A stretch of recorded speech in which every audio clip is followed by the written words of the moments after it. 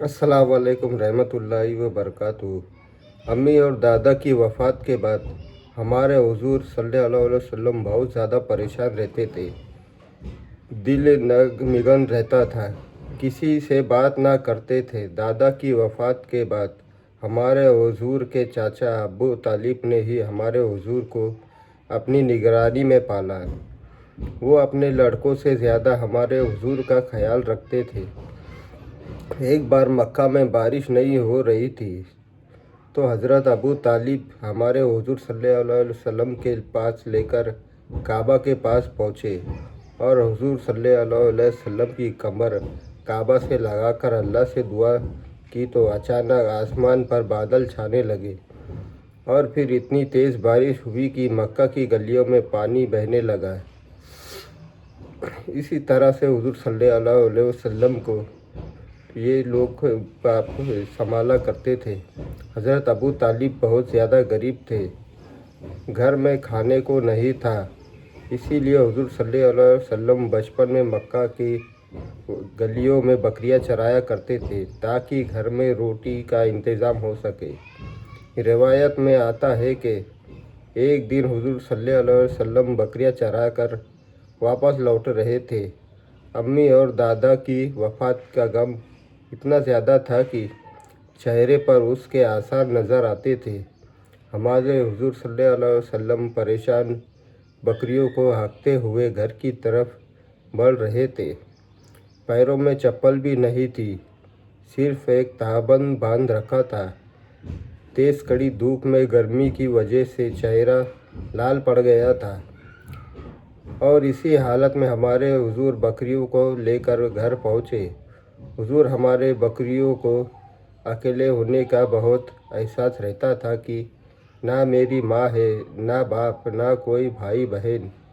ये गम हर वक्त हुजूर सल्लल्लाहु अलैहि वसल्लम के दिल में ऐसा सवार रहता था कि आप अक्सर अकेले खामोश बैठे रहते, मोहल्ले के बच्चों के साथ भी ना खेलते।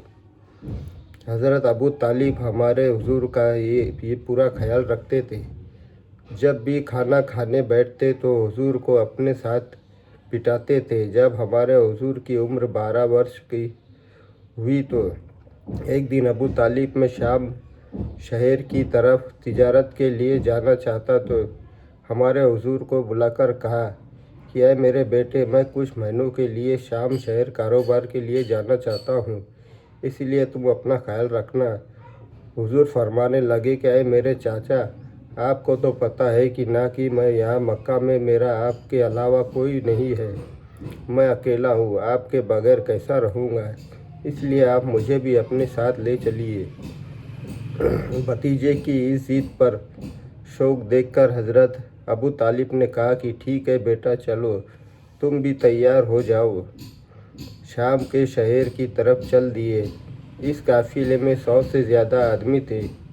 ये काफ़िला चलता चलता जब शाम शहर के करीब पहुंचा तो इन काफ़िले वालों का गुज़र ईसाइयों के एक बहुत बड़े आलिम व जादूगर के पास से हुआ जिसका नाम बहुरा था।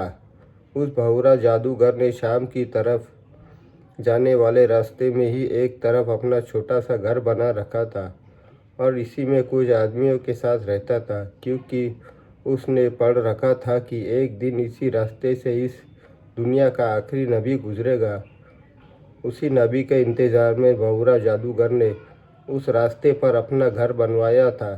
रोज़ सुबह वो छत पर चढ़कर मक्का की तरफ आने जाने वाले काफ़िलों को गौर से देखता था। उस दिन हज़रत अबू तालिब उस काफ़िले के साथ हमारे हुजूर को लेकर बहुरा जादूगर के घर के पास से गुजरे तो उस जादूगर ने दूर से ही इस काफ़िले को देखकर पहचान लिया कि ये वही काफ़िला है जिसमें आखिरी नबी होगा, क्योंकि उसने देखा कि रास्ते में हर पेड़ व पत्थर उस काफ़िले वालों को सजदा कर रहे हैं। इसीलिए वो समझ गया कि ज़रूर उसी काफ़िले में वो नबी होगा। वो जादूगर जल्दी से छत से नीचे उतरा और अपने आदमियों को बुलाकर कहा कि आज इन काफ़िलों वालों के लिए खाना तैयार करो, मैं इनकी दावत करूँगा। इतनी देर में वो काफ़िला आ पहुँचा जिसमें हमारे हुजूर अपने चाचा अबू तालिब के साथ थे। ये काफिला उस भौरा जादूगर के घर के पास ही एक बड़े पेड़ के नीचे आकर बैठ गया। भौरा जादूगर अपने घर से निकला और उस काफिले वालों को आकर बहुत गौर से देखने लगा। फिर अचानक उसकी नज़र हुजूर पर पड़ी। हमारे हुजूर उस वक्त अपने चाचा अबू तालिब के पास खामोश बैठे थे। आपको देखते ही भौरा जादूगर पहचान गया और फिर उसने काफिले वालों से कहा कि आज दोपहर को तुम सबकी मेरे घर दावत है। ये सुनकर काफिले वालों को बहुत हैरानी हुई कि हम तो अक्सर इस राह से गुजरते रहते हैं, इस जादूगर ने आज तक हमसे कभी बात तक नहीं की, तो आज इसे क्या हो गया कि ये हम सब की दावत कर रहा है। तो काफिले वालों में से एक आदमी ने पूछा कि ऐ जादूगर, आज तक तो आपने कभी हमारी दावत नहीं की, तो फिर आज क्यों हमारी दावत कर रहे हो। तो उस जादूगर ने बात को टालते हुए कहा कि तुम हमारे मेहमान हो और मेहमान की इज्जत करना हमारा मज़हब है, इसीलिए हम तुम सब की दावत की। इस जादूगर ने किसी को कुछ भी ना बताया। दोपहर का वक्त हो चुका था, खाना तैयार था, काफिले वाले इधर उधर बिखरे चुके थे। तो भौरा जादूगर ने अपने एक खादिम से कहा कि सारे काफिलों वालों को जमा करो और उनके लिए खाना लगाओ। खादिमों ने खाने की आवाज़ लगाई, काफिले वालों को जमा किया। सब उसी पेड़ के नीचे अक्सर बैठ गए और सबके लिए खाना लगा दिया गया। भौरा जादूगर बार बार नज़रें दौड़ाकर इधर उधर देख रहा था, लेकिन उसे हुजूर नज़र नहीं आ रहे थे। तो उसने काफ़ी देर बाद काफिले वालों से पूछा कि तुम में से कोई बचा तो नहीं। तो लोगों ने जवाब दिया कि नहीं, हमारे सारे लोग मौजूद हैं, लेकिन हाँ एक बच्चा है, वह यहाँ नहीं आया। उस जादूगर ने पूछा कि वो बच्चा कहाँ है। लोगों ने बताया कि वो हमारे ऊँट चराने गया है। भौरा जादूगर ने कहा कि तुम्हारा बुरा हो, अरे मैंने उसी बच्चे की वजह से तो तुम सबकी दावत रखी थी। जल्दी से जाओ और उस बच्चे को बुला कर लाओ। हज़रत अबू तालिब ने एक आदमी को भेजा कि जाओ और मेरे भतीजे को बुला लाओ। जब हमारे हुजूर काफिले की तरफ आ रहे थे तो भौरा जादूगर दूर ही से हुजूर को बहुत गौर से देख रहा था।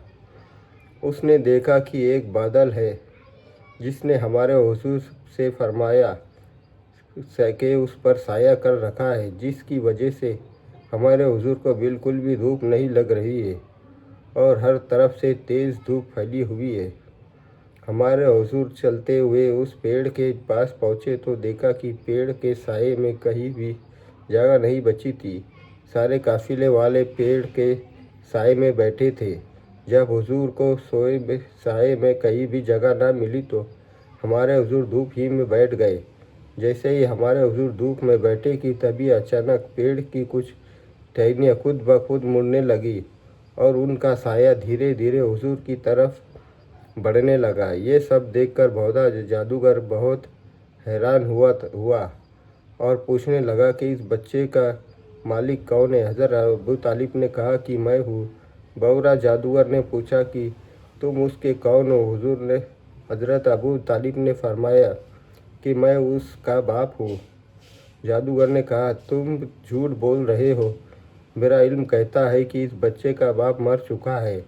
ये सुनकर अबू तालिब ने कहा कि हाँ तुम सच कहते हो, मैं इसका चाचा हूँ। उसके बाप की वफ़ात इसकी पैदाइश से पहले ही हो गई थी। फिर भौरा जादूगर ने हुजूर को अपने पास बुलाया और आपकी पीठ से कपड़ा हटाकर देखा तो मोए नबूवत चमक रही थी। ये देख भौरा जादूगर की ज़ुबान से एक आवाज़ निकली और उसने हुजूर का हाथ पकड़ते हुए कहा कि ऐ लोगों, तुम्हें भी पता है कि ये बच्चा कौन है। मैंने अपनी सारी ज़िंदगी इसी बच्चे का इंतज़ार में गुजार दी, क्योंकि मैंने पढ़ रखा था कि एक दिन ये बच्चा इसी रास्ते से गुजरेगा। ऐ लोगों, ये बच्चा आने वाली नस्लों का नबी है। इसके पास आसमान से फरिश्ते आएंगे और इसे आगे चलकर नबी बनाया जाएगा। ये सुनकर काफिले वाले बहुत हैरान हुए और पूछने लगे कि ये जादूगर, तुम्हें कैसे मालूम हुआ ये बच्चा हमारी काफिले में है। भौरा जादूगर ने कहा जिस वक्त तुम आ रहे थे तो मैंने देखा कि रास्ते का हर पेड़ व पत्थर इस बच्चे को सजदा कर रहा है। ये देखकर मैं समझ गया कि ज़रूर इसी काफिले में वो नबी है जिसका मैं बरसों से इंतज़ार कर रहा हूँ। भाइयों बुज़ुर्गों, अगर आपको ये कहानी अच्छी लगी तो आप इस चैनल को ज़रूर सब्सक्राइब कीजिए। अस्सलाम वालेकुम रहमतुल्लाहि व बरकातुहू।